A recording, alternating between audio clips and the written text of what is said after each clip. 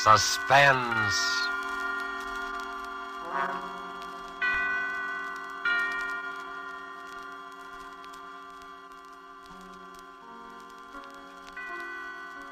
This is the Man in Black, here again to introduce Columbia's program, Suspense. Tonight from Hollywood, we bring you two of America's most artful and distinguished stars. From the Metro-Goldwyn-Mayer Studios comes Mr. Robert Young, and from Warner Brothers, Miss Geraldine Fitzgerald. Mr. Young and Miss Fitzgerald are with us to play in an unusual tale by the unusual James Thurber. An excerpt from the book, My World and Welcome to It, called A Friend to Alexander, adapted for radio by Freya Howard, is tonight's study in suspense. If you've been with us before, you will know that suspense is compounded of mystery and suspicion and dangerous adventure. In this series are tales calculated to intrigue you, to stir your nerves, to offer you a precarious situation, and then withhold the solution until the last possible moment.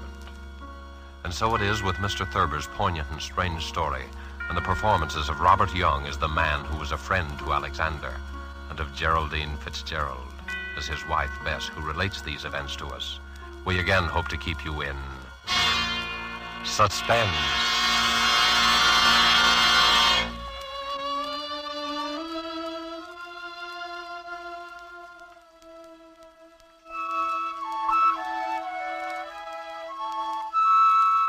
Harry was a laughing, happy-go-lucky fellow before he began to have those dreams. I guess he was pretty much like dozens of other men who go to work every morning, settle down in soft chairs with their newspapers after dinner, and like a weekend in the country now and then. He was fond of easy living and good times. Like everyone else, he talked of the war, rationing, tires, and his golf scores. Until those nightmares began to plague him. At first, I was amused. You know, I've been dreaming about Aaron Burr every night. What for? Well, how do I know what for? Aaron Burr is a funny person to be dreaming about nowadays. Why? I mean, with all the countries in the world at war with each other. What's so funny about dreaming? Maybe you're upset. Well, everybody dreams, don't they? I don't see why you'd see Aaron Burr in your dreams. Well, I do. Where do you see him? Oh, places. In Washington Square, or Bowling Green, or on Broadway. Even here on 55th Street? Mostly downtown. I'll be talking to a woman in the Victoria. A woman holding a white lace parasol. Oh.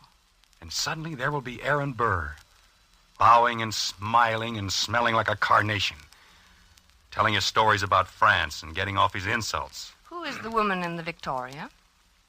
What? The woman. Who is she? Well, how do I know? You know about people in dreams, don't you? They're nobody at all.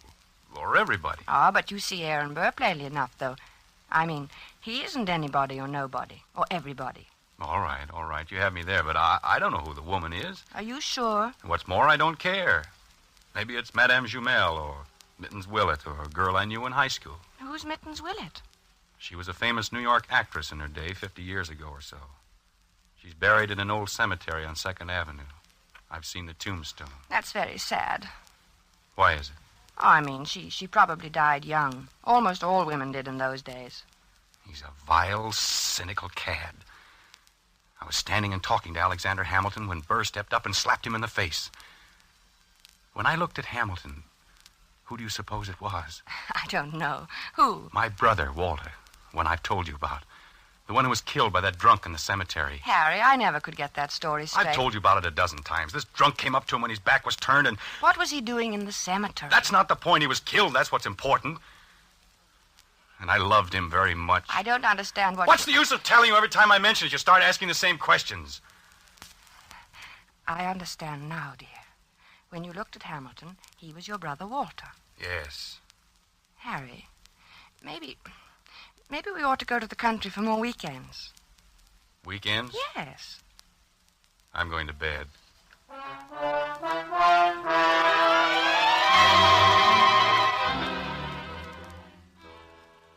For a time that evening, I worried about Harry. Not about his dream. Why shouldn't he dream? But I wondered about his health. He looked so So worried somehow, so unlike himself. I was glad when he went to bed. A good night's sleep was just what he needed, I thought. How could I know? The next morning, we were quietly eating our grapefruit when Harry flung down his spoon. I wish he'd go back to France and stay there, him and his la-la. Who, dear? Oh, you mean Aaron Burr. Did you dream about him again? Yes, he said la-la to me. Why should he say la-la? I was at the tavern and we were drinking ale, and I said something funny. I don't remember what it was. Something amusing about what Ben Franklin had said to Washington once. It was one of those things, you know. No, I don't. Have some more coffee, dear. I don't want any coffee. I made this remark and everyone laughed. Everyone but Burr, that is. He sort of sniffed, and then he said, la-la. Well, why not? I mean, is there anything wrong about him saying la-la? It was the way he said it. He was sneering at me. They all noticed it. Who, dear? Who noticed The it? others, all of them. And Hamilton. I was there with Hamilton. It was swell until Burr came in. Aaron Burr. I don't see why you dream about him all the time. Don't you think you should take some luminol? I'm not sick, I tell you. I know what I'm dreaming. I just thought, well, it's always Burr, and that seems odd. Well, why? Why shouldn't I dream about Burr if I want to? But you don't want to. No, but I can't help it. Everywhere I go with Alexander, sooner or later Burr shows up and makes those nasty remarks. Last night he elbowed Alexander out of his way. Did it deliberately. Alexander? Hamilton. Oh, Alexander Hamilton. Yes, goodness knows I'm familiar enough with him by this time to call him by his first name. Harry, you know, we might go to the old Drovers Inn this weekend. You like it there.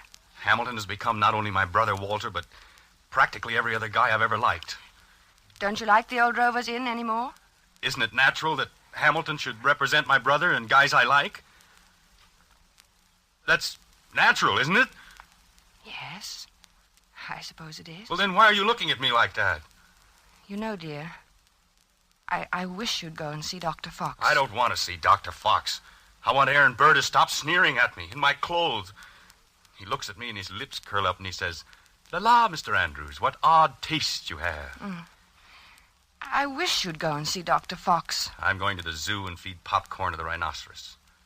That makes things seem right. For a little while, anyway.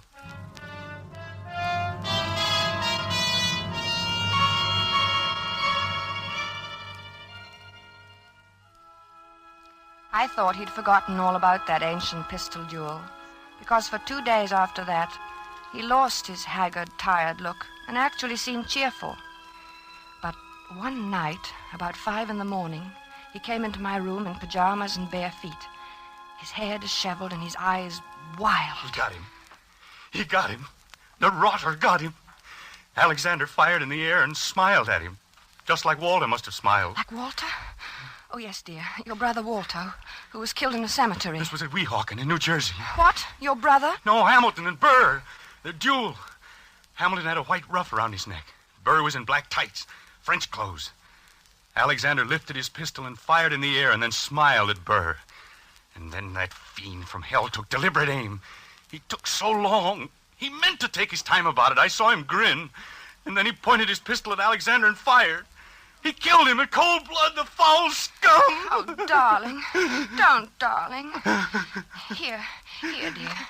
Take some of these pills. I don't want any. Oh, take it. You'll feel better. I don't want any, I tell you. Here, darling. Swallow. Please, swallow. All right. There. That's better. The cad. The rotten, sneaking cad. He grinned just as he fired. And Alexander clutched himself at the stomach. Then shook his head and tried to walk forward. Then he fell. With his mouth open as though he wanted to say something. And Burr stood there, grinning.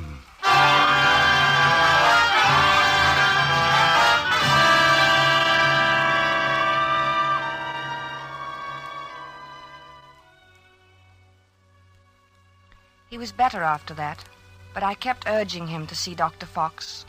At first he refused, but later he decided to humor me. He was humoring me by this time, and Dr. Fox, too. How you been feeling, Doc? Oh, fairly well, Mr. Andrews. My pulse has been Now, just what seems to be the trouble? Nothing. Nothing wrong with me. He has nightmares. You look a little underweight. Perhaps your diet. Oh, I'm not underweight. Overweight, maybe, but not underweight. Getting enough exercise? Same as usual. He's worried about something. He always has this same dream. Aha, a dream, eh? What kind of a dream? Just a plain old dream. Aha. No, it isn't. It's about his brother Walter, who was killed in a cemetery by a drunken man. Only it isn't really about him. Really? Why, very few people are actually killed in cemeteries. It's an interesting coincidence, if I may say so. You mean you know somebody who was killed in a cemetery, too? Is that the coincidence? No, I meant your brother being killed in a cemetery. You know, dead in a cemetery. A sort of, do you follow me? No. I think you should go see Dr. Fox, Dr. Fox. Interesting. Yes, very interesting. I wonder if you would mind stepping into the next room, Mr. Andrews. I want to give you a thorough examination. Right in here, sir, and we'll just have a look at you.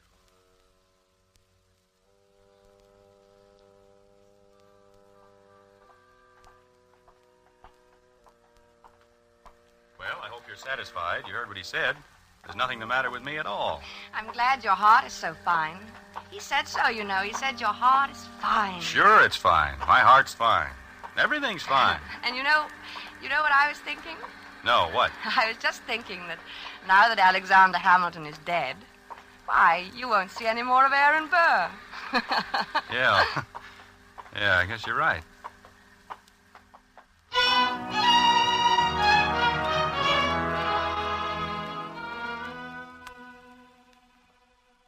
But I was wrong. Aaron Burr did not leave my husband to sweeter or more peaceful dreams. Harry said nothing about it for several mornings, but I could tell he was still being tortured by those ghosts. He brooded over his breakfast. He didn't answer me when I spoke to him. I dropped my butter knife, and he jumped. What was that? Only my knife. Oh. Harry, are you still dreaming about that man? Oh, I wish I hadn't told you about it. Forget it, will you? I can't forget it with you going on this way. Can't you forget I mentioned it? Maybe you should see a psychiatrist. Oh, bosh. What does he do now? What does who do? Aaron Burr. I don't see why he keeps coming into your dreams now. He goes around bragging that he did it with his eyes closed. Says he didn't even look. Didn't look when? When he killed Alexander in that duel. Well, what? He claims he can hit the ace of spades at 30 paces blindfolded. Furthermore, since you ask what he does, he jostles me at parties now. I think you should stay out of this, Harry. It wasn't any business of yours anyway. And it happened so long ago. I'm not getting into anything. It's getting into me. Can't you see that? I see that we've got to get you away from here. Oh, maybe if you slept someplace else for a few nights, you wouldn't dream about him anymore. I don't know. Let's go to the country tomorrow. We'll stay at the Lime Rock Lodge. Bess, why can't we visit the Crowleys? They live in the country. All right, fine. Bob has a pistol, and we could do a little target shooting. What do you want a pistol for? Plenty of open space. I'd think you'd want to get away from shooting. Yes. Sure, dear.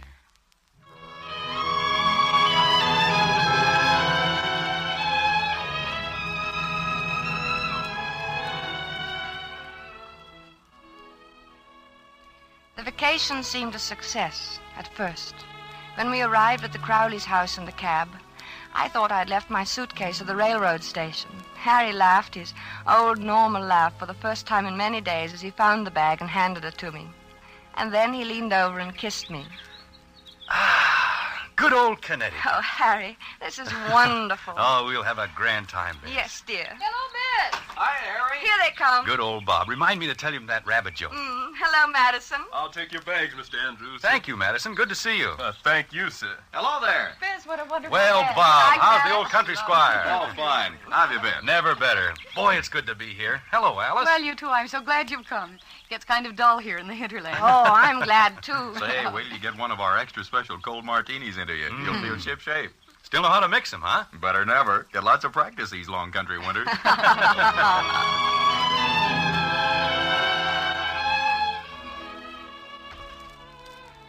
Oh, it was grand, seeing Harry's face relaxed and smiling over his cocktail glass. When I went to bed that night, I felt that at last that nasty old business of the dream was over, and I was happy. But when I awoke the next morning, I saw my husband lying rigid on his back, staring at the ceiling. One Henry Andrews, an architect. What's the matter, dear? Nothing. Oh, why don't you go back to sleep, Harry? It's only 8 o'clock, and this is the country. One Henry Andrews, an architect. What are you talking That's about? what he calls me. Calls you who? One Henry Andrews, an architect, he keeps saying in his nasty little sneering voice. One Henry Andrews! Harry, please don't yell. You'll wake the whole house. It's early. People want to sleep. I'm beneath him. I'm just anybody. I'm a man in a gray suit. Be on your good behavior, my good man, he says to me. Or I shall have one of my lackeys give you a taste of the riding crop. Why should he say that to you? You ask me why. He wasn't such a great man, was he?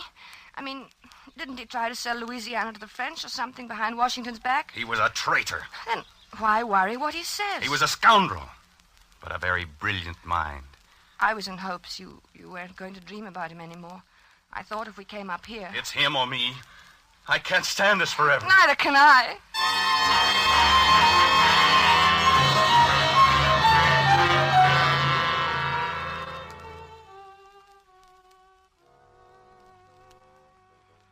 As I had expected, Harry spent most of the afternoon with Bob shooting at targets. At first they just aimed at the paper squares. It all seemed to be good-natured and in fun.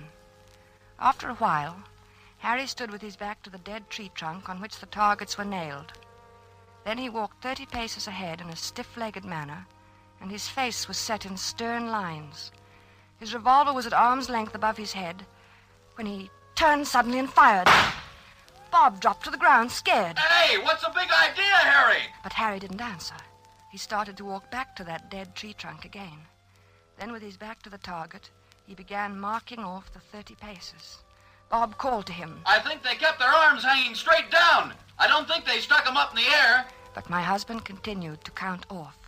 At the 30th step, he lowered his arm, wheeled about suddenly, and fired from his hip. Hey there, watch out! 2 of the shots missed the tree, but the last one hit it. Like a mechanical man or someone in a trance, Harry began to walk back to the tree again without a word, his lips tight, his eyes bright, his breathing coming fast. And look, it's my turn! But Harry about-faced and stalked on. This time when he fired, his eyes were closed. Poor Bob didn't know what to make of this strange behavior. Hey, good heavens, man, give me that gun, will you? Without a protest, Harry let him have it. For the first time, he spoke. I need a lot more practice, I guess. Well, not with me standing around. Come on, let's get back to the house and shake up a drink. Gee, I've got the jumps. I need a lot more practice.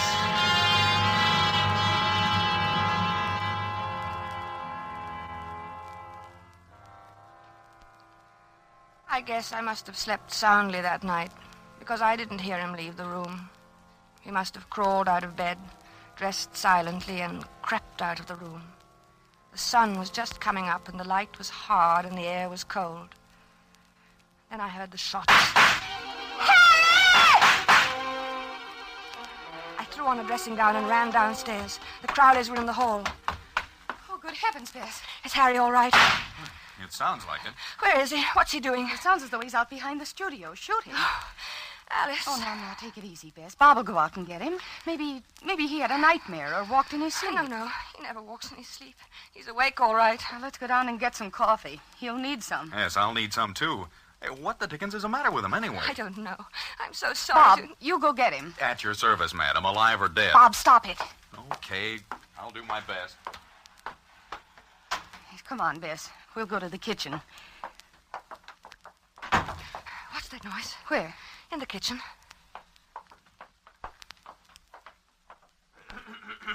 Oh, it's you, Madison. Yes, ma'am. Well, you're shaking. I was just wondering, ma'am. No. It's all right, Madison. You go on back to bed. Clothita was scared, ma'am, and I thought... Well, you tell Clothita that it's all right. Mr. Andrews is shooting a little. He couldn't sleep. Yes, ma'am. Yes.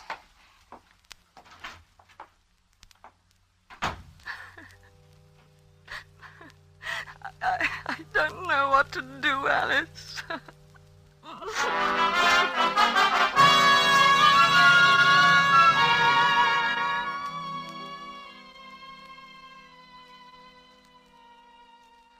I guess the Crowleys were relieved when the cab came to drive us to the station early that day. Their maid had threatened to leave. The neighbors were complaining about the early morning disturbance, and their own nerves were ragged. Boy, I need a drink after that. Yes, and make mine a stiff one. Gee, I'm sure glad he's gone. Well, it was either he or Clothita. You can't afford to lose a good cook these days. Say, what do you think's the matter with him? I don't know. It's what Clothita would call the shoots, I guess.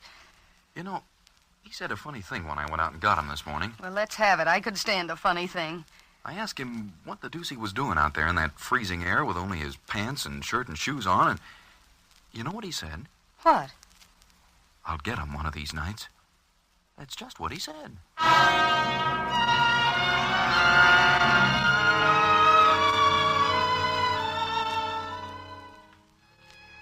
By this time, I was really frightened. When we returned to the city, Harry was a picture of gloom. Our first night back, I looked at him as he lay on the chaise longue in my bedroom in his blue dressing gown, smoking a cigarette.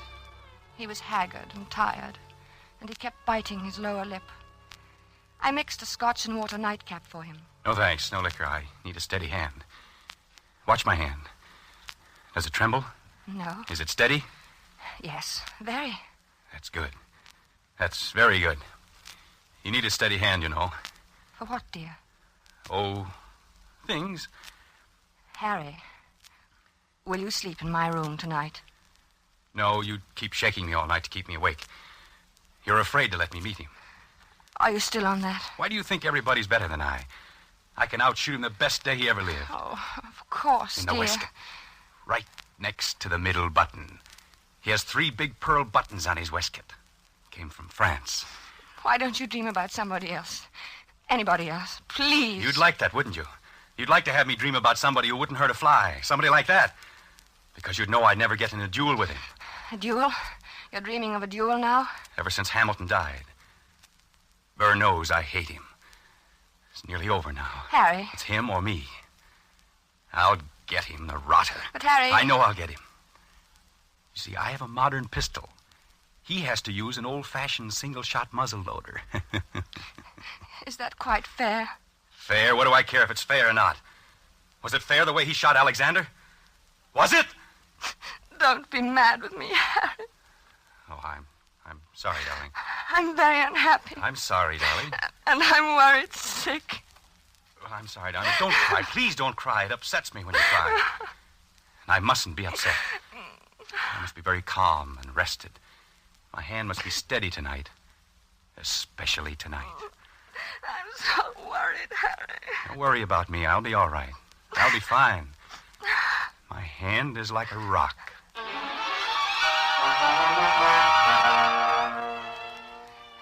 Later, when I kissed him goodnight, I knew it was really goodbye. He didn't say anything, and neither did I. It's just that he seemed so far away, in another world. And each moment I felt that he was becoming more and more remote. Something told me he wasn't coming back. I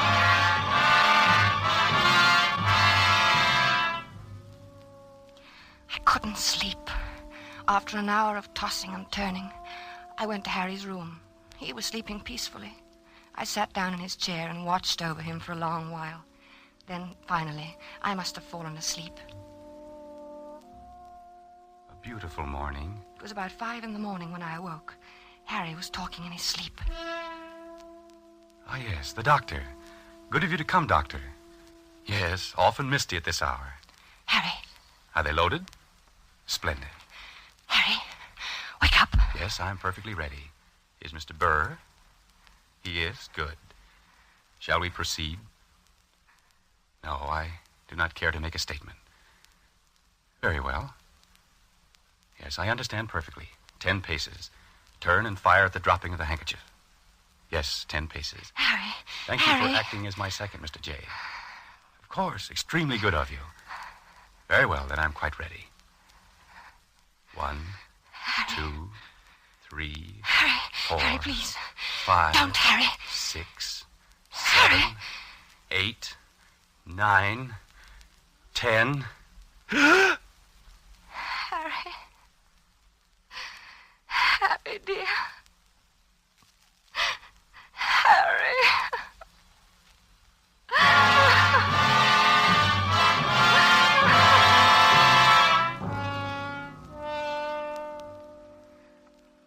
Fox was puzzled when he examined Harry the next morning. Extraordinary. His heart was as sound as $1 when I saw him the other day. He seemed to be fine, Dr. Fox. I can't understand it. What? Why his heart stopped as if he'd been shot. Shot? Yes. Of course, there are no gunshot wounds and no... Shot. Now, Mrs. Andrews. That's it. Shot. No, you'll have to calm yourself. You can't help him now. I should have known it would happen. I kept staring at Harry's right hand. The 3 fingers next to the index finger were closed stiffly on the palm, as if gripping the handle of a pistol. The taut thumb was doing its part to hold that invisible handle tightly and unwaveringly. But it was the index finger which held my eye the longest. I looked carefully to make sure I was right. Yes, it was so. That index finger was curved inward slightly, as if it were about to press the trigger of a pistol. So there had been a duel after all. Perhaps there was no gunshot wound. But Harry had been shot as surely as he was dead. Dr. Fox saw me staring and spoke to me. What are you looking at, Mrs. Andrews? Harry never even fired a shot. Aaron Burr killed him the way he killed Hamilton. Well, what are you talking about? Aaron Burr shot him through the heart. I knew he would. Yes, but there's no evidence. I knew he would. Then Dr. Fox put an arm around me. He looked at me gently and a bit frightened, the way I used to look at Harry when he told me about his dreams. He led me to his assistant and whispered something. He thought I didn't hear him, but I did. She's crazy. Stark, raving crazy. I let the assistant take me away. Maybe he thought I was crazy, too. But now I knew. Aaron Burr got Harry, just as he had killed Hamilton in that old quarrel long ago. I knew he would! I knew he would!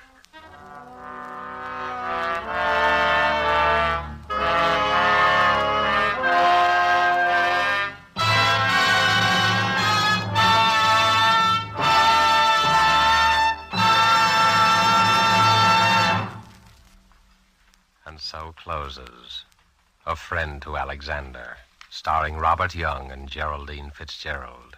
The James Thurber story, which was tonight's tale of Suspense. The producer of these broadcasts is William Spear, who with Robert Louis Cheon, guest director, Freya Howard, author, and Bernard Herrmann and Lucienne Marowik, conductor and composer, collaborated in presenting A Friend to Alexander.